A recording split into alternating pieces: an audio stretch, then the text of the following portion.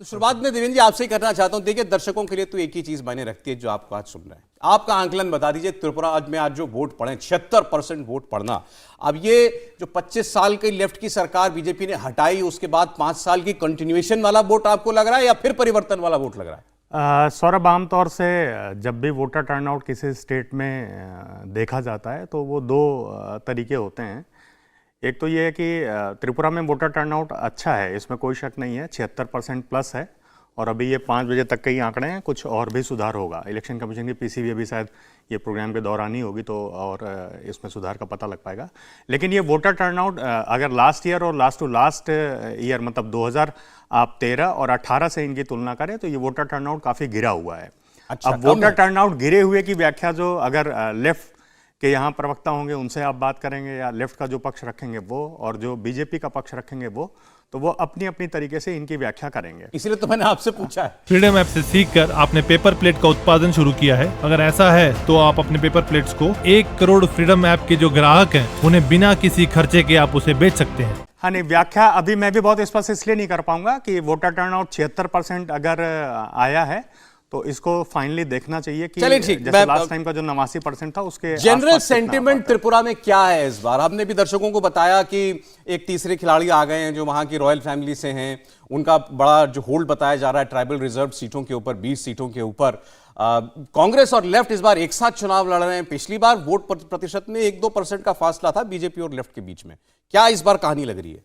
नहीं, बीजेपी और लेफ्ट के बीच में 1-2% का फासला सौरभ नहीं था। बेसिकली बीजेपी का जो एलआई था आईपीएफटी करके, दोनों को indigenous peoples front of Tripura, वो अगर उन दोनों का वोट शेयर आप जोड़ लेंगे 43 और 7.5% तो वो लगभग 50% हो जाएगा। और लेफ्ट के जो एलाइज थे कि 56 के अलावा 3 या 4 सीटें उन्होंने जो दूसरों को दी थी वो जोड़ के भी वो 45% के आसपास ही हो रहा था। तो 5% का स्पष्ट गैप था। अब देखने की चीज ये है कि कांग्रेस साथ में आई तो है, लेकिन कांग्रेस को अगर 2018 में देखा तो 1.72% के आसपास ही वोट आया था। कांग्रेस का जो मेजर वोट शेयर है वो शिफ्ट होकर बीजेपी में आ गया है। इस इलेक्शन मतलब 2018 और 2023 का जो ये इलेक्शन है, इसके बीच में जो एक महत्वपूर्ण इलेक्शन हुआ था वो था पार्लियामेंट्री इलेक्शन 2019 का। पहली बार ऐसा हुआ था कि बीजेपी ने दोनों ही जो सीटें हैं त्रिपुरा की वो अपने खाते में डाल ली थी और लेफ्ट फ्रंट को पीछे छोड़ते हुए कांग्रेस जो है वो दूसरे नंबर की पार्टी थी। उसके पास लगभग 23% वोट था, बीजेपी 49 पे थी और लेफ्ट फ्रंट बमुश्किल जो है वो 16-17% के आसपास ही रह पाया था। तो लेफ्ट के पास पहली बड़ी एक चुनौती तो ये है कि वो भले ही कांग्रेस उनके साथ आ गई है, लेकिन क्या वो 43% के वोट शेयर के ऊपर बढ़ पाते हैं इस घटे हुए वोटर टर्नआउट के बाद?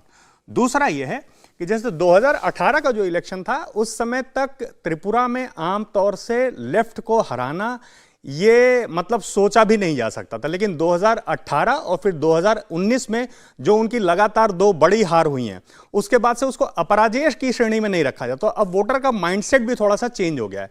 दूसरा यह है कि डबल इंजन की सरकार जैसा बीजेपी बोलती है तो उसने पिछले 5 सालों में जिस तरीके से परफॉर्म किया है उससे भी जो उनका नया एक वोटर क्लास तैयार हुआ होगा, चाहे वो एससी वोट हैं, एससी वोट भी वहाँ पे अच्छी संख्या में है क्योंकि त्रिपुरा में अगर 60 सीट्स हैं तो उसमें से 20 सीटें जो हैं वो ट्राइबल हैं, 10 सीटें एससी हैं और 30 सीटें जनरल हैं।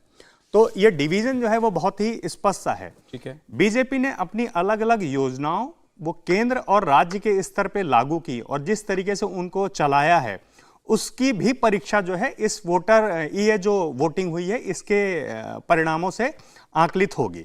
मेरा ये मानना ये है कि इलेक्शन अभी बहुत ही खुला हुआ है और ट्रायंगुलर होने के कारण अभी इलेक्शन को जज कर पाना कि कौन सी पार्टी बिल्कुल फाइनली इलेक्शन को निकाल रही है वो फिलहाल अभी के वोटर टर्नआउट को देखते हुए बता पाना। अब तो किसी के कहने से कोई फर्क पड़ता नहीं क्योंकि वोट पड़ चुका है, तो कोई ये तो है नहीं कि आपके कुछ कहने से या किसी और के कहने से कोई वोटर के माइंडसेट पे असर पड़ेगा। तो इसलिए आपसे पूछ रहा हूं, आपके हिसाब से एज किसको दिखाई दे रहा है?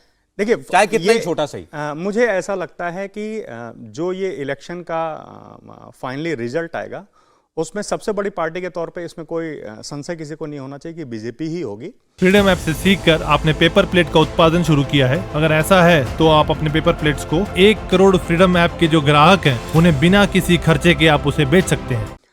लेफ्ट और कांग्रेस को कितनी सीटें आती हुई ये देखने की चीज है। और त्रिपुरा मेथा को बिल्कुल नलीफाई करके या उनको साइडलाइन करके या ये सोचा जाए कि वो हवाई हैं, ऐसा नहीं है। वो राजा क्योंकि साहब की जो पार्टी हाँ है। जो लोकल बॉडी इलेक्शन हुए थे वहां पे ट्राइबल एरिया की जो सीट्स थी उन पे जो है वो ट्राइबल जो पार्टी के रूप में उन्होंने एक प्रयोग किया था वो काफी सफल रहा था। तो मुझे ऐसा लगता है कि वो 20 में से कहीं ना कहीं ट्राइबल एरिया की जो सीटें हैं, भले ही बीजेपी के LIPFT हो, इसके बावजूद भी त्रिपुरा मोथा जो है वो 20 सीटों में से 7 से 12 के बीच में कहीं ना कहीं सीटें निकालेगा और सरकार के निर्माण में उनकी भूमिका जो है वो कहीं ना कहीं जो है वो इंपॉर्टेंट होने जा रही है। और नंबर 1 पार्टी बीजेपी बन जाएगी ऐसा नंबर आपको एक पार्टी मुझे अभी तक ऐसा लगता है कि एंटी इनकम्बेंसी के बावजूद भी बीजेपी ने जो 6 इंटरेस्टिंग MLA के एनालिसिस टिकट है काटे हैं। आपका। इंडिया टीवी हर वक्त हर जगह डाउनलोड करने के लिए सर्च करें India TV news Google play store या ऐप स्टोर पर।